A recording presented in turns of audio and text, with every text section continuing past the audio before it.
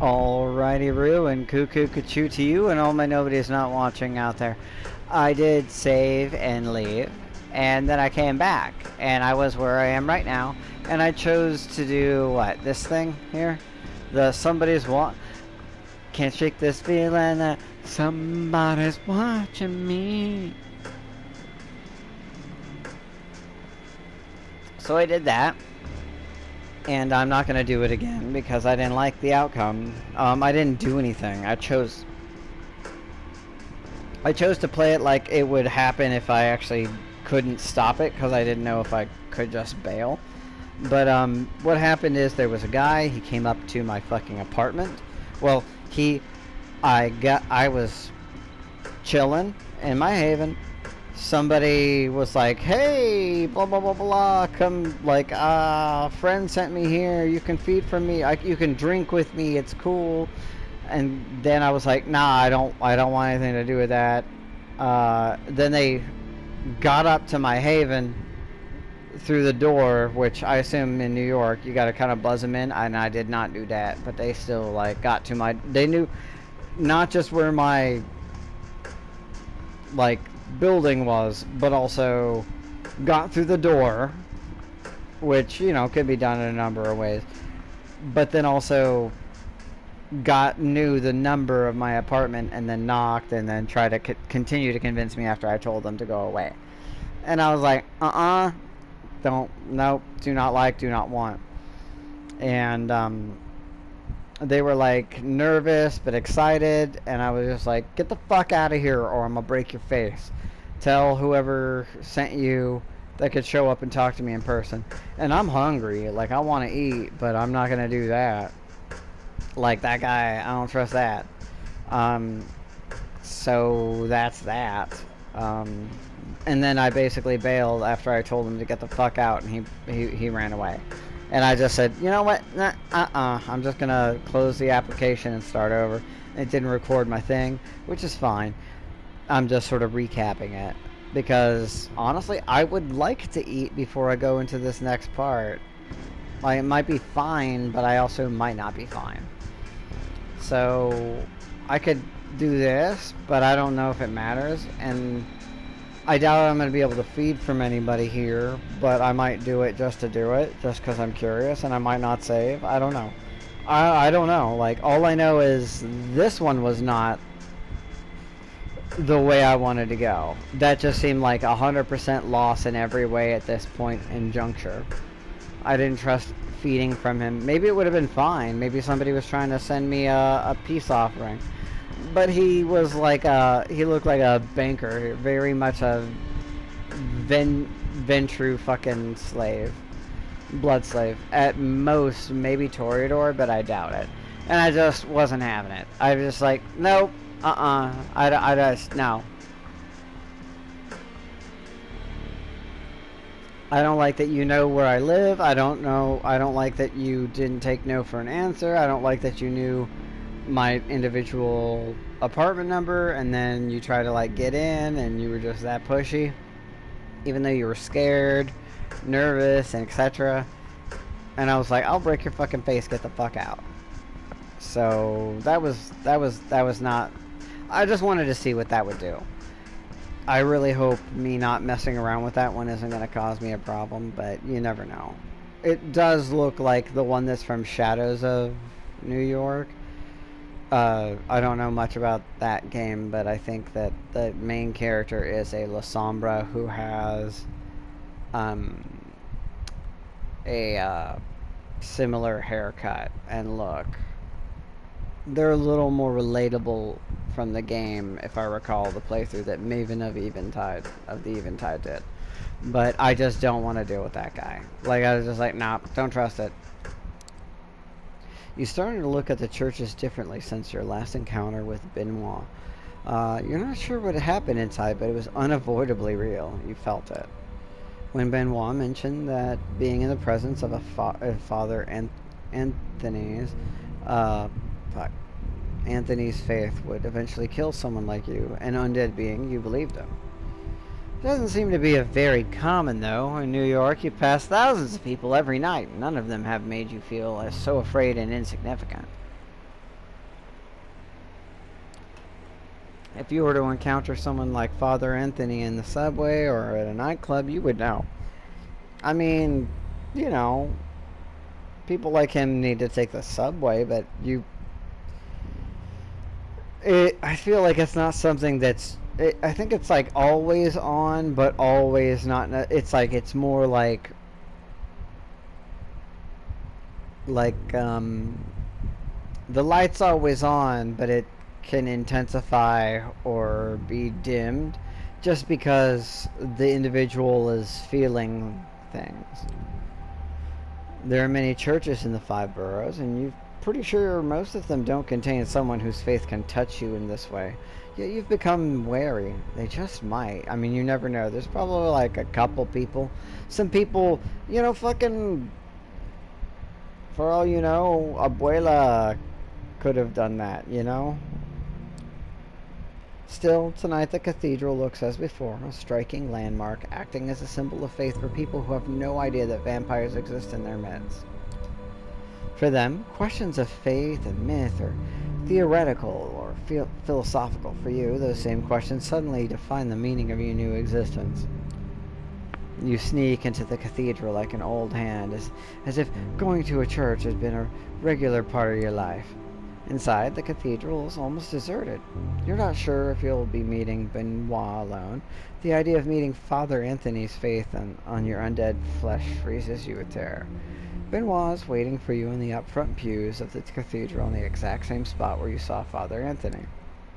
Worried, you approach but don't feel the touch of faith that shook you before. Benoit nods as you sit next to him in the pew. Aren't you worried? I have so many questions. Many kindred wonder what we are. I'm gonna go with I have so many questions, even though I feel like many kindred wonder what we are makes more sense, but it's just like, look, I don't know a lot of them, so I thought a lot about our last meeting. There's so many questions, and I'm not sure where I can find the answers. I can tell you some things, but you'll grow dissatisfied with me and want to find answers on your own. That quest will never end. I don't think you could smoke in the church there. You've had some time to think. I'm guessing you've found the touch of the Father's Anthony's faith hard to ignore.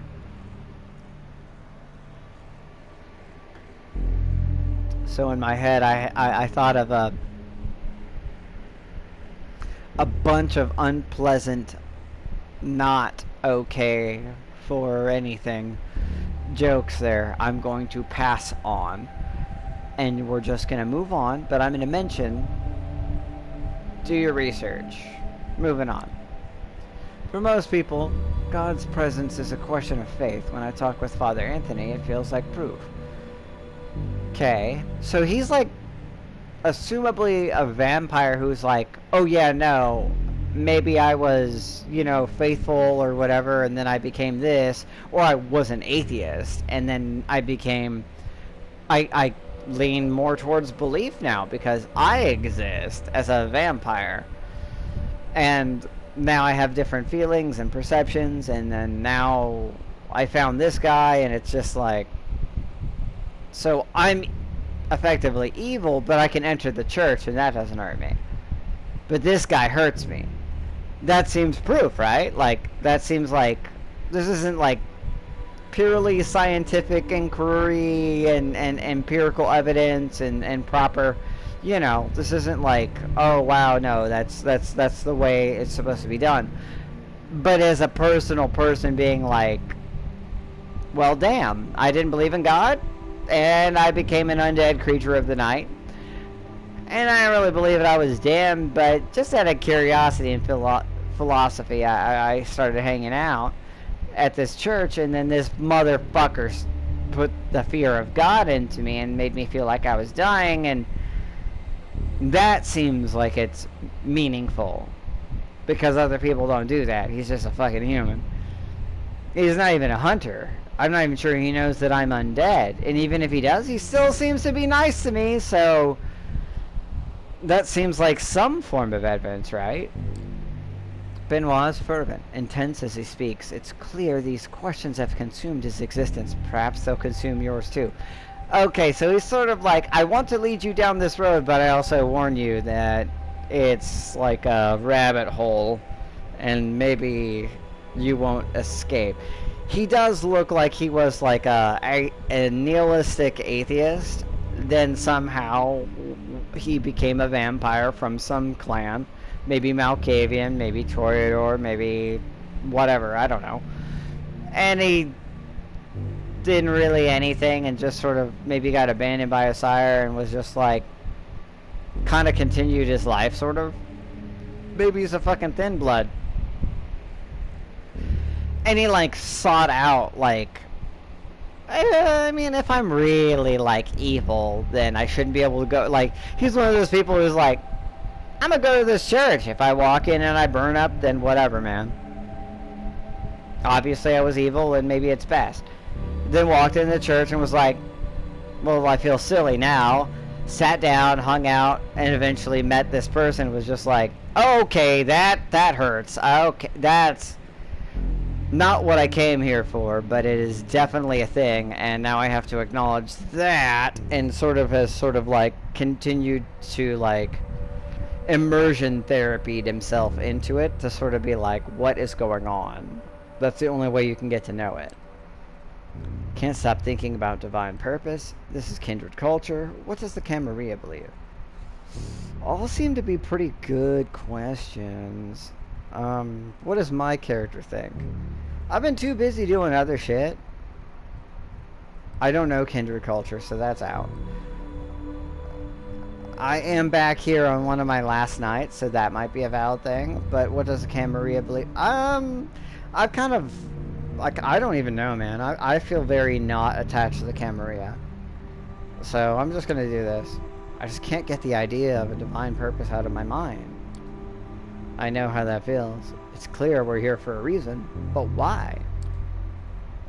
Benoit looks around, looks reflexively to make sure nobody's listening. There are only a few people in the enormous cathedral, and they don't seem to be interested in two loners murmuring to each other in the front pew.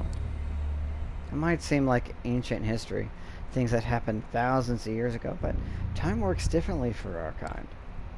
In the story, if the stories are true, there are Methuselahs still in existence who walked in the earth when Jesus was alive. I mean, before even, you know, if we're all Cainites. The only problem is that old vampires lie. They adjust history to suit their egos. That may be the most true thing I have heard from any other vampire this entire time. Vampires lie is normal. Old vampires lie even more to suit their own shit. He might be telling me the most truth that I'm gonna hear. I don't know how old or young he is, but I feel like what's his reason to lie? Does he have a good reason to lie? He reached out to me and he showed me something real. What else? Like, nobody else has talked about. Like, I'm getting so little information from everybody about everything. You know? He might be a thin blood that's just like, dude, I'm just trying to figure this shit out. I don't even remember how I met him.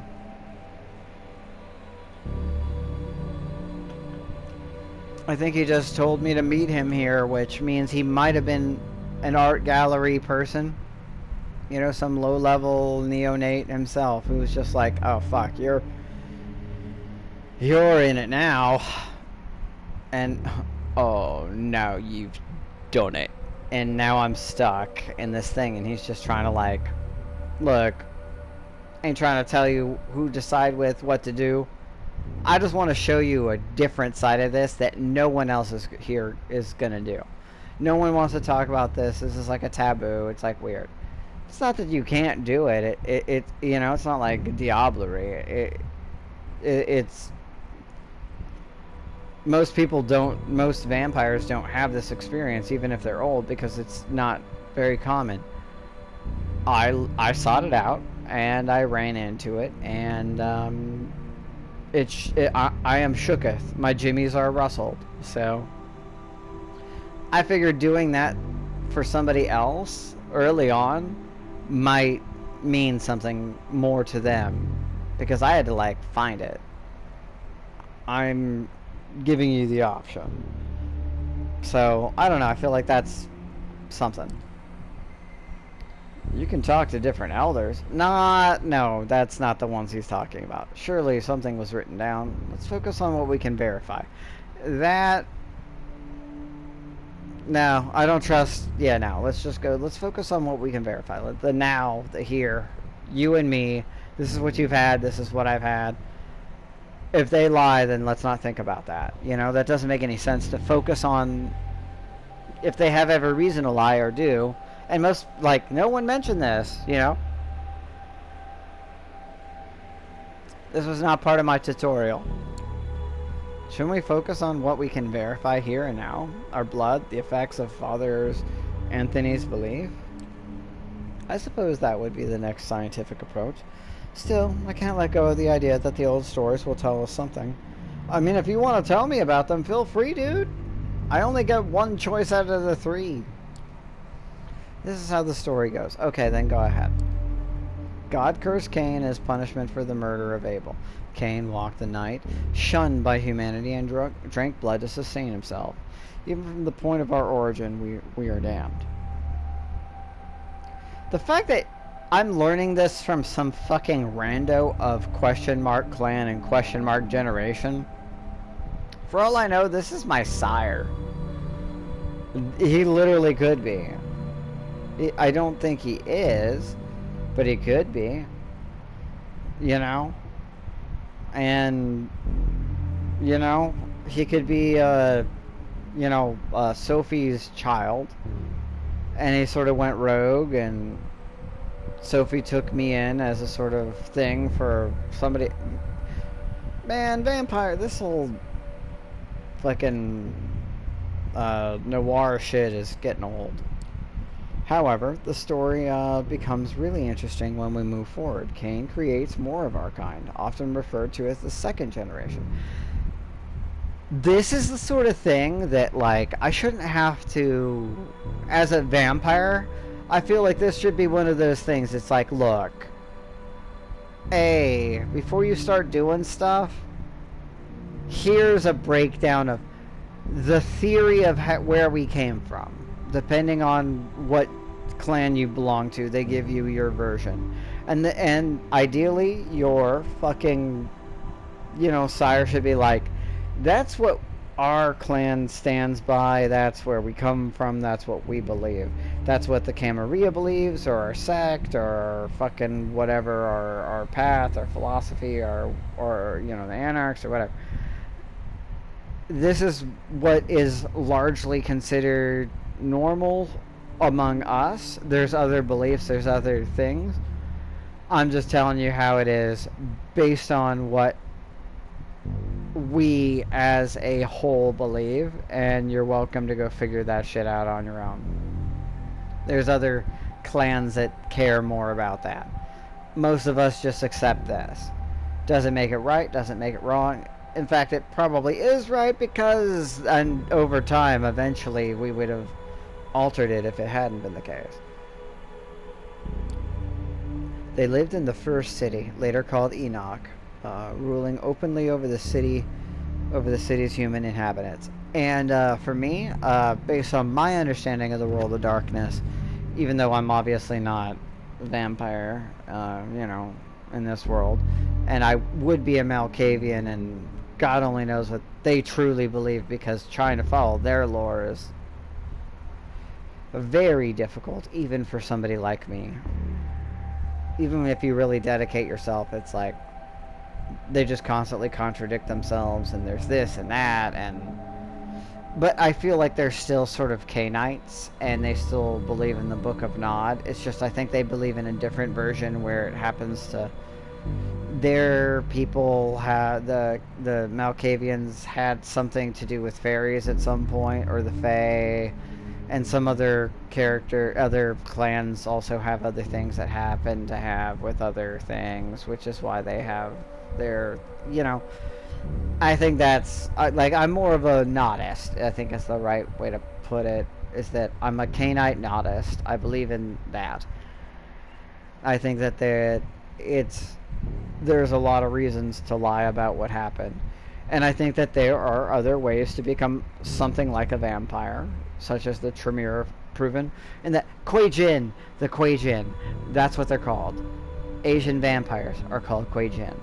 They're not Asian vampires. You can be Asian and a Cainite, but I don't think that happens a lot there because the Kuei-jin have existed for a long period of time and are different types of quote-unquote vampires, and they don't play nice with, infiltrators. They have a word for them, like an outsider sort of thing that they don't like.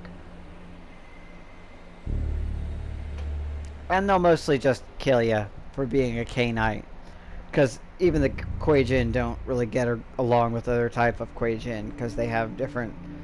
Effectively, they're demons possessing a human body. They're souls that didn't get to leave or got stuck because they didn't finish a thing, or I don't know enough about them, but I think they're called a Kuei-jin.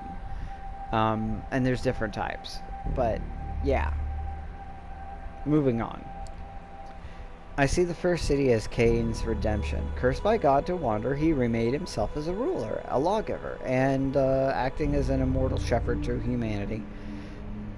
He tried. It only started to go wrong when the second generation begat the third, and the vampires started to run amok. In Nada's philosophy in the Book of Nod, he basically said...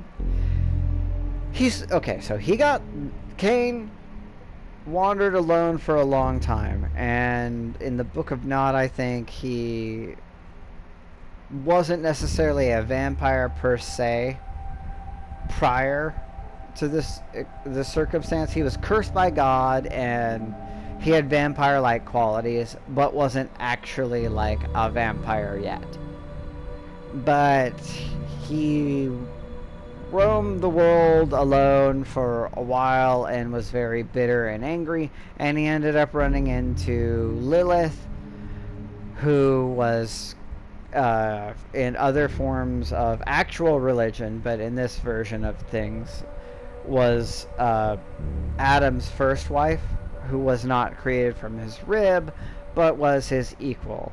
And that Adam didn't really like that because he wanted a subjugated, submissive, blah, blah, blah, like all men do, patriarchy, all that sort of shit. Not agreeing with it, just stating sort of how things kind of are and have been, like, historically. Not agreeing with it. Definitely disagreeing with it. Just saying. Lilith got ejected, and from the Garden of Eden, and sort of did her own thing, just like he did. And they met up, and, made a relationship that was sort of doomed to fail. She was the mother of all monstrosities and monsters and beasts and terrible things. And she was like a... she learned magic and dark arts and stuff, and she taught him some, and through some ritual, he became like the first vampire. Prior to that, he was more like an immortal, cursed. He had vampire weaknesses, like the sun and stuff, but and he couldn't be, if I recall this is from the Bible, he had a curse laid upon him, his face, so that no man, but basically no one, no human would strike him down or kill him. They would know that he was cursed. But to strike him down would bring such a curse upon them and their family for generations that they would just instantly know and be like, that's detestable and I will not interact with. But as much as I want to destroy you, that is even worse. I'm not willing to throw myself under the bus for that. That's kind of how he was, sort of like an immortal cast off. But when he met Lilith, they fucked around, he found out, they had a relationship, and she helped him become like a true vampire. And she may be a vampire, but I don't think she is. I think she's more something like a demon. or like a witch or a witch demon or something else. And it's hard because they don't really go too deep into it because it's from his perspective, and there's a whole other fucking book and a whole other religion that's based around her perspective, where it's like she's the victim, and honestly I don't know that that's not right. You know, he kind of did seem to use her. But there's also a thing where it's like she fell in love with him and that didn't work, and then she fell in love with God or an angel or both, or Lucifer and then God, and I don't know. It gets so like it's hard to keep track of all the different versions of every single fucking part of it. The reality is he was like more like a Highlander or something, like a cursed human that had vampiric weaknesses without too much of the strengths. And then he met Lilith, and then Lilith made him better, and they worked together for a while, and then he sort of fucked her over, sort of, it seems. Or she betrayed him. And it's really who you listen to. The reality is eventually he became a full-ass, the first vampire at that point, and created Enoch, and he, out of loneliness, made the second generation, but forbade them from doing the same. And they didn't listen to him, because he was very, at times he didn't, sometimes he was impulsive, and sometimes he was very deliberate. But he didn't want that to pass on. He thought of it as a curse, and he just needed people, he needed children that would stick around. And the reality is they, in secret or not, impulsively or not, just like him or not, did the thing and made the third generation. And the third generation is basically where shit started to really get fucked, because the second generation had its problems, but none of them ever tried to, that I recall, none of them tried to like kill Cain. The third generation effectively rose up against the second generation in general, and like basically said, we're gonna kill them all, because Enoch stopped being a thing and fell apart, and it's like, it's a whole long ass story.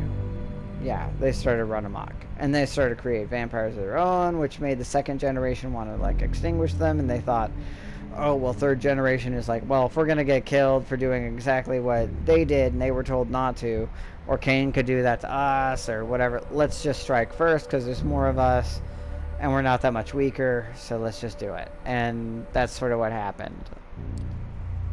So the third generation, what happens in the first city? Vampires were like, what happened in the first city? It's like, I'm just gonna like, I know what happened in the first city, it fell. So the third generation, also known as the Antediluvians, who founded the great vampire clans. You can trace a direct lineage of blood to the antediluvian of your clan. Depending on your clan, that's not accurate, but yes. Like I said, Tremere, not so much. Other clans come and go, there's all sorts of, God, the lore is so deep and interesting, but some clans are this way, some clans are this way. It's like, oh no, this is actually, you know, it's hard to say. We know much more about them than we know about the second generation. After the first city, Cain largely departs the story. Perhaps he was disheartened by the depredations of his descendants, and the Antediluvians went to build on a second city in imitation of the first, but it was doubtful their rule was just.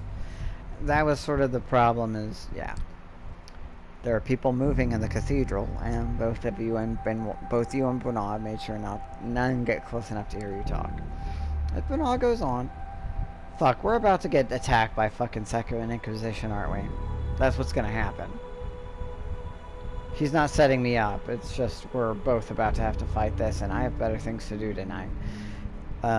Your undead senses detect something that deviates from the normal hubbub of devout mortals.